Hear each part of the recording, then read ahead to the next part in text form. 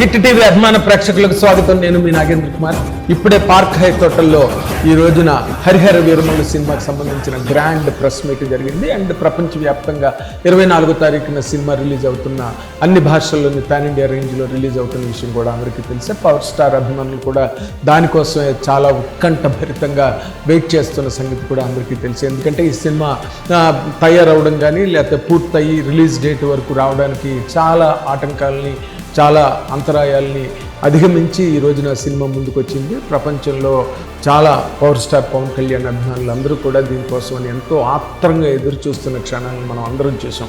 అయితే ఇవాళ జరిగిన ప్రెస్ మీట్కి ఒక చాలా గొప్ప ప్రాముఖ్యత ఉన్నది. ఎందుకంటే సినిమా పరిశ్రమలో నిర్మాతల తాలూకా స్థాయి ప్రమాణాలు కానీ వాళ్ళ అస్తిత్వం కానీ వాళ్ళ మనుగడ కానీ పూర్తిగా శూన్యం, జీరో లెవెల్కి వచ్చేసిందని అందరూ ప్రతిరోజు మా ముందు మాట్లాడుతుంటారు. ఎంతోమంది నిర్మాతలు బాధని ఆవేదనని వ్యక్తం చేస్తుంటారు.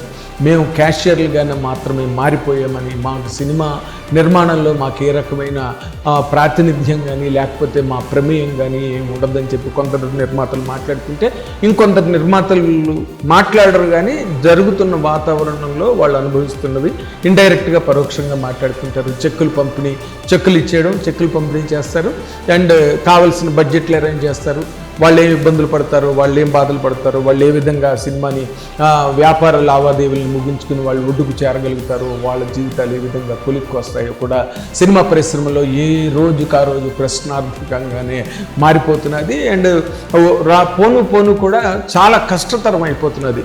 ఎక్కడో ఒక అశ్విని దత్ గారు లాంటి ఒక నిర్మాత మాత్రం ఆయన ఇంకా తన తాలూకా కళ్యాలను తన చేతిలోనే ఉంచుకుని సినిమా నిర్మాణం అనే ఆ కార్యక్రమాన్ని పరిగెత్తించే ఒక స్థాయిని ఆయన మాత్రమే మిగుల్చుకున్నట్టుగా కనిపిస్తున్నది. అండ్ చెక్మా నిర్మాతలు పెద్ద పెద్ద భారీ ఎత్తు చిత్రాలు నిర్మిస్తున్నారు. కానీ అవన్నీ కూడా ఇందాక చెప్పినట్టుగా చెక్కులు పంపిణీ కార్యక్రమం మాత్రమే, డైరెక్టర్ మీద హీరో మీద సినిమా మొత్తం టోటల్గా ఆధారపడి వీళ్ళు ప్రేక్షక పాత్రను మాత్రమే వహిస్తున్నారు అన్నది యూనిట్ సభ్యులేనండి. సినిమా పరిశ్రమకు సంబంధించిన ప్రతి ప్రొడక్షన్ కార్యాలయాల్లో ఈ చర్చలు ముమ్మరంగా విరివిగా చాలా రెగ్యులర్గా నిర్విఘ్నంగా జరుగుతున్న ఈ నేపథ్యంలో ఈ రోజున పవన్ కళ్యాణ్ గారు స్టేజ్ మీదకి వచ్చి ఆయన సినిమా గురించి మాట్లాడడమే కాకుండా ముఖ్యంగా ఏం రత్నం గారి గురించి ఆయన వహించిన బాధ్యత, ఆయన గురించి ఆయన వ్యక్తం చేసిన ఒక భావావేశం కానివ్వండి, నేను భావావేశం అని అంటాను దాన్ని. ఎందుకంటే దానికి ఎంతో కొంత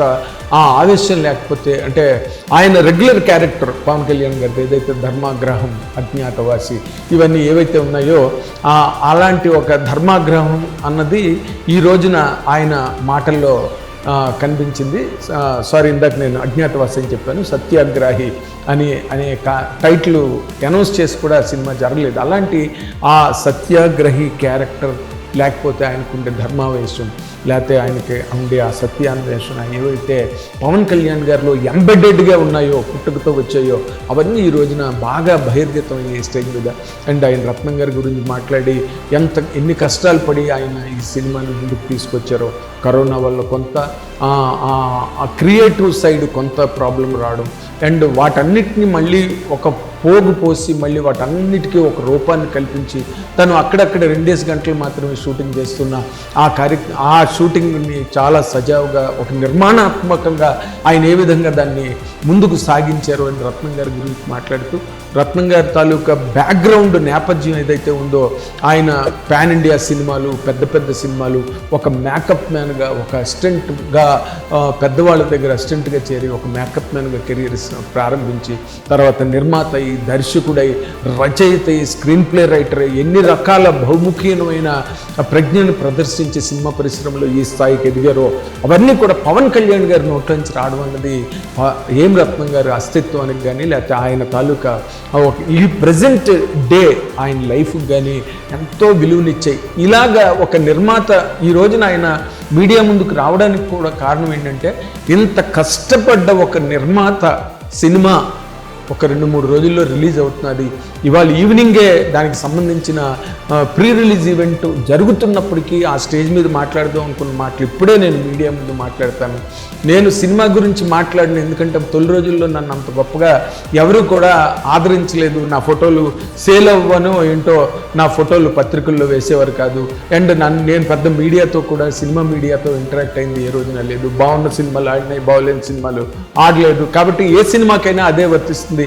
బాగుంటే ఆడుతుంది, దాని గురించి మాట్లాడక్కర్లేదు, బాగోలేకపోతే అసలు మాట్లాడక్కర్లేదు అనే ఒక రకమైన వేదాంతపరమైన, అంటే అలాంటివి క్యారెక్టరైజేషన్లో న్యాచురల్గా ఇన్నేట్ ఫ్లేయర్గా ఉండి మాట్లాడాలి తప్పితే వాటన్నిటిని కొని తెచ్చిపెట్టుకునో మాట్లాడే అవకాశం ఏ మనిషికి రాదు. ఒరిజినాలిటీ అన్నది లేకపోతే, సైకాలజీలో కూడా చెప్తారు, మనసులో ఉన్నది మాత్రమే స్లిప్ ఆఫ్ టంగ్ అన్నది ఉండదు, మనసులో ఉన్న మాత్రమే బయటకు వస్తాయని చెప్తారు. ఆయన మనసులో ఉన్నవన్నీ కూడా ఆలోచనలు, ఒక నిర్మాణం, ఒక చిత్ర నిర్మాణం, ఒక నిర్మాత తాలూకు జీవితంలో ఆయన ఫేస్ చేసిన ఎత్తుపల్లాలు, కష్ట నష్టాలు, సాధక బాధకాలు, లోతుపాతులు, వీటన్నిటిని కూడా స్పృశిస్తూ పవన్ కళ్యాణ్ గారు వాళ్ళు మాట్లాడడం అన్నది చాలా, అంటే చిత్ర పరిశ్రమలో కథానాయకులతో సినిమాలు తీసే నిర్మాతలకి జరిగే ఇబ్బందిని ఆయన ఈ పరిస్థితిలో ఆయన మాట్లాడినప్పటికీ కూడా అవన్నీ మేము రెగ్యులర్గా ఇండస్ట్రీతో ఇంటరాక్ట్ అవుతుంటాం కాబట్టి అవన్నీ కూడా మాకుగా మేము వ్యక్తం చేసుకున్నాం. అంటే ఆయన మాట్లాడిన మాటలు ప్రతి వాళ్ళకి ఒక రకమైన ఆదర్శం కావాలి. చిత్ర పరిశ్రమలో అందరికీ కూడా ఒక నిర్మాత కష్టం తెలియాలి. ఎప్పుడో ఎన్టీ రామారావు చెప్పేవారంట, ఒక చిన్న కుర్రాడిగా అశ్విని గారి సెట్లోకి ఎంటర్ అయితే ఆయన కూడా లేచి నిలబడితే ఈయన అసలు పారిపోదాం సెట్ నుంచి అని అంత భయపడేవారంట అశ్విని గారు. కానీ మేమే గౌరవించకపోతే మిమ్మల్ని ఇంకెవరు గౌరవించరు బ్రదర్, అందుకే మేము లేచాం అని చెప్పి ఎన్టీ రామారావు ఏదైతే ఆ రోజున చెప్పారో అది ఈ రోజున మళ్ళీ నిర్మాతగా రత్నం గారి తాలూకా ప్రస్తుత పరిస్థితిని అంతటిని కూడా వివరించి ఆయనకి వెన్నంటి నిలబడి ఈ రోజున అతను deputy chief minister of a state ఆ హోదాలో కూడా ఆయన టైం కల్పించుకుని ఆ అవకాశాన్ని ఆయనే అందిపుచ్చుకుని వాళ్ళ స్టేజ్ మీదకి వచ్చి దాదాపు అరగంట సేపు మాట్లాడి సినిమా గురించి మాట్లాడింది తక్కువ, కానీ ఏం రత్నం నిర్మాతగా ఆయన ఎన్ని ఇబ్బందులు పడి ఈ సినిమాని కంప్లీట్ చేశారో, ఆ సినిమా రేపు ప్రేక్షకుల ముందుకి రాబోతున్న ఈ తరుణంలో ఆయన మాట్లాడిన మాటలన్నీ కూడా సినిమా పరిశ్రమలో ప్రతి ఒక్కరికి ఒక ఆదర్శ పాఠం, ఒక ఆదర్శం అని చెప్పడానికి ఏమాత్రం సందేహించట్లేదు. అఫ్కోర్స్ అది మెగా ఫ్యామిలీలోనే ఆ సంస్కారం ఉందని చెప్పడానికి నేను ఏమాత్రం సందేహించను. ఎందుకంటే ఇంద్ర సినిమా రిలీజ్ అయినప్పుడు కూడా మెగాస్టార్ చిరంజీవి గారు అందరినీ ఇంటికి పిలిచి ఆ సినిమాకి సంబంధించిన నిర్మాత అశ్విని దత్ గారిని, రచయితల్ని, దర్శకుల్ని అందరినీ ఇంటికి పిలిచి వాళ్ళందరినీ సత్కరించి అశ్విని దత్ గారికి బ్రహ్మాండమైన, ఎంతో అమూల్యమైన, చాలా అద్భుతమైన ఒక శంఖాన్ని ప్రజెంట్ చేశారు ఎవరు, మెగాస్టార్ చిరంజీవి గారు. అంటే ఇవన్నీ అదేదో వాళ్ళందరికీ ఉన్న లక్షణాలుగా నేను అబ్జర్వ్ చేసిన దాని ప్రకారం నాకు కనిపించింది. కానీ ఇదేదో తెచ్చిపెట్టుకున్న వ్యవహారం అయితే మాత్రం కాదు. వాళ్ళకి ఆ గౌరవం ఉన్నది, నిర్మాతలు అంటే గౌరవం ఉన్నది, అండ్ సినిమా ఇండస్ట్రీ అంటే గౌరవం ఉంది. కాబట్టే సినిమా పరిశ్రమని గౌరవిస్తూ ఆయన ఏపీ డిప్యూటీ సీఎంగా ఉన్నప్పుడు కూడా ఆయన దాన్ని అంతే అద్భుతంగా పాటించి సినిమాని మేము గౌరవిస్తాం, వ్యక్తుల్ని కాదు, సినిమాకి సంబంధించిన ఏ వ్యక్తినైనా గౌరవిస్తాం, దానికి సంబంధించిన ప్రతి కార్యకలాపాన్ని మేము ఆదరించి దగ్గరికి తీసుకుని దాంట్లో ఉండే ఇబ్బందులన్నింటినీ పరిష్కరించి సినిమా పరిశ్రమ తాలూకా కార్యక్రమాలన్నింటినీ మేము సుగమం చేస్తామనే ఒక నైతిక బాధ్యతని పవన్ కళ్యాణ్ గారు స్వీకరించిన విషయం అందరికీ తెలిసిందే. ఇందులో దాపరికం కానీ రహస్యం కానీ ఏమీ లేవు. వాళ్ళ ఇంట్లో ఎవరైనా సరే, ఒకరు కాదు, చిరంజీవి గారు కానీ, నాగబాబు గారు, మెగా బ్రదర్ నాగబాబు గారు కానీ, తర్వాత పవన్ కళ్యాణ్ గారు కానీ, వాళ్ళందరూ కూడా సినిమా పరిశ్రమను ఎంతో గౌరవించి శిరసావహించి నెత్తి మీద పెట్టుకునే ఒక మంచి క్వాలిటీ వాళ్ళలో ఉన్నది. అండ్ ఆయన దానిలో చెప్తూనే, ఏం రత్నం గారి గురించి చెప్తూనే, ఆయన భారతదేశం అంటే మొత్తం దేశవ్యాప్తంగా అందరికీ తెలిసిన వ్యక్తి ఏం రత్నం గారు. అందుకే నేను నా హోదాలో నేను ఆయన్ని ఎఫ్డిసి చైర్మన్గా నేను సిఫార్సు చేశాను, నేను ప్రతిపాదించాను అని చెప్పి ఇవాళ సభాముఖంగా ఆయన చెప్పడం జరిగింది. ఎక్కడెక్కడో అంటే మీడియాల్లో మేము అక్కడక్కడ ఏదో అనుకుంటున్నారని క్వశ్చన్ మార్కులతో మేము రాయడం తప్పితే ఇవాళ ఆయన దాన్ని రూఢీ చేసి కన్ఫర్మ్ చేశారు. ఆయన పవన్ కళ్యాణ్ గారు ఈ రోజున స్టేజ్ మీద మాట్లాడింది ఒక సినిమా కథానాయకుడు కాదు, ఒక బాధ్యత గల రాష్ట్రానికి బాధ్యత గల ఒక ఉప ముఖ్యమంత్రి పవన్ కళ్యాణ్ గారు ఉన్నది ఎవరూ మర్చిపోకూడదు. ఆయన మాటల్లో నిర్మాతకు సంబంధించిన జీవితం, అలాగే దర్శకుడు జ్యోతి కృష్ణ దాన్ని ఎంత బాగా చేశాడు, ఏదో రత్నం గారు అబ్బాయి కదా అని చెప్పి ఛాన్స్ ఇచ్చేశారు. క్రిష్ జాగర్లముడు బయటకు వెళ్ళగానే అని కాకుండా ప్రీ విజువలైజేషన్ చేసుకుని ప్రతి సీన్ని ఆయనకి చూపించి తద్వారా ఆ తర్వాత క్రమంలో షూటింగ్కి వెళ్ళిన ఆ వాతావరణం అంతటి కూడా పవన్ కళ్యాణ్ గారు ఎంత గొప్పగా వివరంగా, అంటే గాబరా పడకుండా, టైం లేదనకుండా ఆయన విపరీతం టైట్ సెక్యూరిటీలో వచ్చారు అక్కడికి. కానీ ఆయన మీడియా అందరినీ పలకరించి, మీడియా అందరికీ కరచాలనం చేసి, అందరినీ ఆయన దగ్గరికి వెళ్ళి మాట్లాడి, అప్పుడు స్టేజ్ మీదకి వెళ్ళి మాట్లాడి, మళ్ళీ ఆయనకున్న అనుబంధాలు మీడియాతో అన్నీ గుర్తు చేసుకుని ఈ కార్యక్రమాన్ని ఆయన ఒక బాధ్యతగా, ఒక కథానాయకుడిగా, సినిమా కథానాయకుడిగానే కాదు, సినిమా పరిశ్రమలో ఒక ప్రత్యేకమైన, చాలా ఉన్నతమైన కుటుంబానికి చెందిన ఒక వ్యక్తిగా, తర్వాత అవతల ఏపీ డిప్యూటీ చీఫ్ మినిస్టర్గా కూడా ఇన్నిటిని కలగలిపి ఆయన ఒక నిర్మాత గొప్పతనాన్ని, ఈ ప్రాజెక్టు తాలూకు విశేషాన్ని, తర్వాత తన ఇన్వాల్వ్మెంట్ సినిమాలో ఎంత ఉన్నది, ఇవన్నిటిని కూడా ఆయన చాలా చెప్పారు. ఇవన్నీ విన్న తర్వాత ఏమనిపించిందంటే ఇది అందరూ కూడా ఆదర్శంగా తీసుకోవాలి.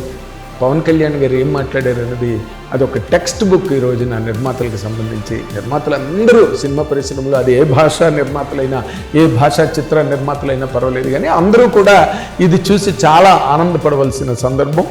రేపు అంటే మొదటిసారి ఆయన పాన్ ఇండియా లెవెల్లో ఇన్ని భాషల్లో రిలీజ్ అవుతున్నాయి. 70 సినిమాలు 1-2 ఉంటే ఉండొచ్చు, కానీ బట్ ఆయన కెరీర్లోనే ఇది మొదటిసారి ఆయన అంత పెద్ద స్థాయిలో సినిమా రిలీజ్ అవుతున్నాం. అండ్ ఆయన కెరీర్లో కూడా ది హయ్యెస్ట్ బడ్జెట్తో తయారైన సినిమా. దాని వెనకాతలు ఎన్ని కష్టాలు ఉంటాయి, డబ్బులు కష్టాలు కానీ, లేకపోతే కార్యక్రమాలు నిర్వహించడంలో, షూటింగ్లు ఏర్పాటు చేయడంలో, యాక్టర్స్ అందరినీ తీసుకొచ్చి ఒక తాటి మీదకి తీసుకొచ్చి ఆ సినిమాని ఏర్పాటు చేయడం. అండ్ ఆయన మీద కోపం కూడా వస్తుంటుంది. ఆయన ఎవరి మీద కోపం తెచ్చుకోరు. నాకు అసహనం వస్తుంది ఆయన తాలూకు మౌనాన్ని చూస్తే అని చెప్పి ప్రతి బిట్టుని ఒక నిర్మాత గురించి అంత క్షుణ్ణంగా పరిశీలించి, అంత క్షుణ్ణంగా సూక్ష్మ స్థాయిలో ప్రతి మాటని ఆయన రత్నం గారి తాలూకు వ్యక్తిత్వాన్ని గురించి మాట్లాడారంటే నిజంగా అది దీన్ని మించిన మానవతావాదం కానీ, దీన్ని మించిన మానవత్వ విలువలు. ఓకే, ఈ వీడియో చూసి నేను పవన్ కళ్యాణ్ గారిని పొగుడుతున్నాను, లేదో బాజా కొడుతున్నాను, లేకపోతే రత్నం గారికి ఏదో చాలా గొప్పగా నేను చాలా గొప్ప ఫేవర్ చేస్తున్నాను అనుకునే వాళ్ళు ఉంటే I don't mind, I welcome them. మీ ఇష్టం వచ్చినట్టు మీరు అనుకోవచ్చు. బట్ జరిగింది మాత్రం అక్షరాల ఈరోజు వేదిక మీద జరిగిన వ్యవహారం మాత్రం ఇది. నిర్మాతలందరూ కూడా కాలరెత్తుకుని ఆయన ఉపన్యాసం విన్న తర్వాత నిర్మాతలకి మాత్రం గౌరవం మిగిల్చిన ఒక వ్యక్తి, ఒక పవర్ఫుల్ వ్యక్తి, ఒక చాలా అద్భుతమైన బలమైన వ్యక్తి ఈ రోజున స్టేజ్ మీద మాట్లాడడం అన్నది నిర్మాతలందరూ కూడా చేసుకోవాల్సిన పండుగ ఈ రోజున.